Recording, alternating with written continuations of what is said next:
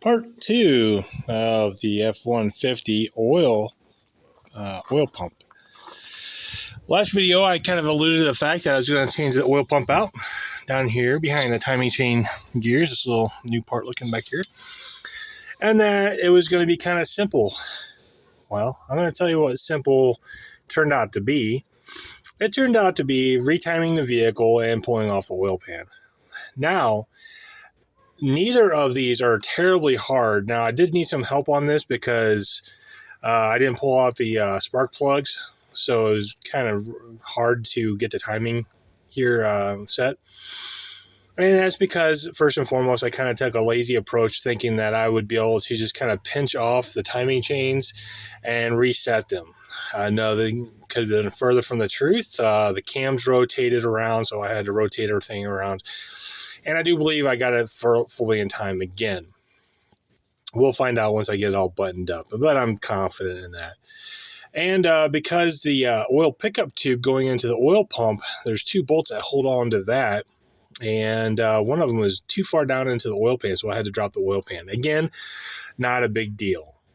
So the whole timing thing, with my friend's help, took probably about an hour to an hour and 20 minutes or so, just because he had to hold a cam with a wrench, and we got all the chains on here. The oil pan, taking it off, getting that last bolt on there, and so forth, 20 minutes. It's probably, I don't know, less than 20 bolts that hold that on. The valve covers here, this one's got this pesky EGR tube that's getting away, and it takes longer to take the EGR valve off than just to take this off. This is challenging with somebody with big meat hooks, just because getting into some of the finer spaces back there, but still completely doable. Just make sure to take your watches off. And I only say that so your hands fit back there a little bit better.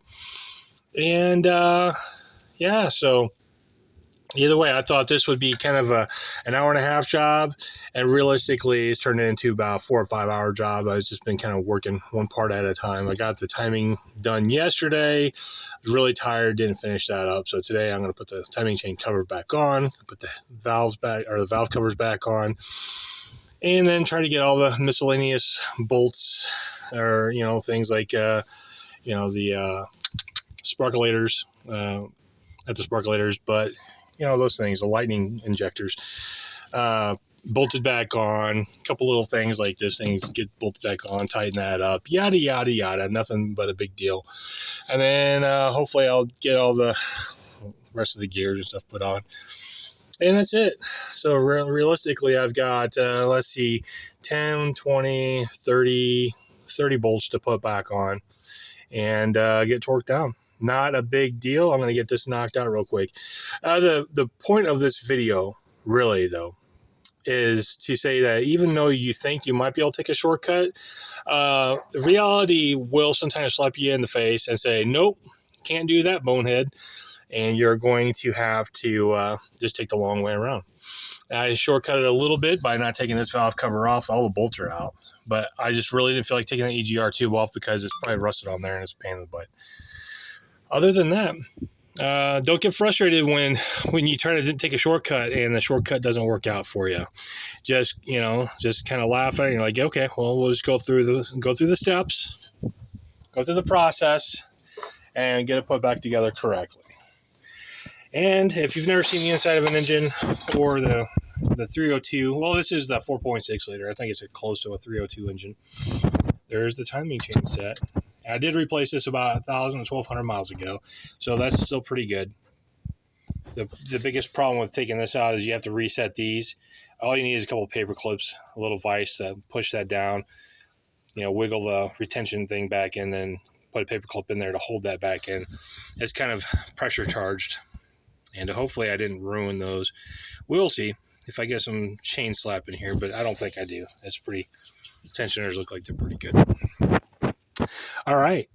I will wish everybody what am I thinking of? Happy New Year. And I'm going to get this thing stapled back together. It's supposed to be freezing cold this weekend. So I got a couple things I want to get done. Got to get this engine stapled up to get this truck out of here.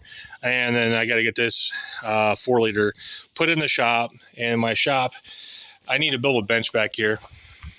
As you see, the dusty remains of that old tracker, the engine, transmission, the suspension, which will be going on this tracker, a lot of it anyways. A lot of this is kind of junk too, so I need to pull off the junk and throw that shit away. And then all the other, I gutted that tracker like crazy, but my shop is a disaster right now. So from back in this corner all the way to right about there or so, I'm going to be building a wood workbench with lights and all that stuff. You see this tabletop right there.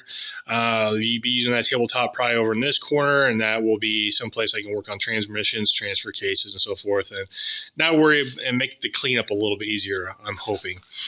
And then the rest of it will just be 2x6 wood construction, maybe some 4x4 posts holding it up and everything.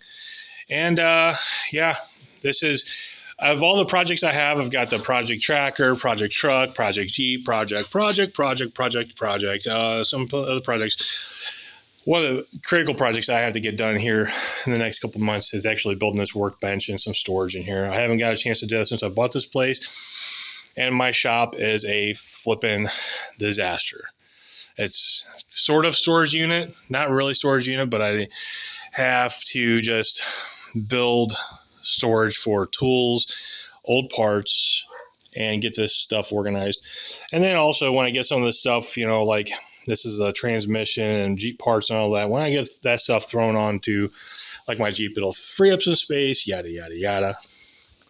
However, this place, your shop should never look like this. Use my shop as an example, and this project will be coming forth here hopefully pretty soon. And my shop will actually look like a shop, like this big oil stand here. That should never happen, but it did happen, and well, I gotta clean that up, you know. So I caused a problem. I got to fix the problem. Happy New Year, everybody. The gist of the message is just don't shortcut things. If you do shortcut things, sometimes life's going to tell you, well, you can't shortcut that bonehead, you know, and just do it the right way. All right. Talk to you all later.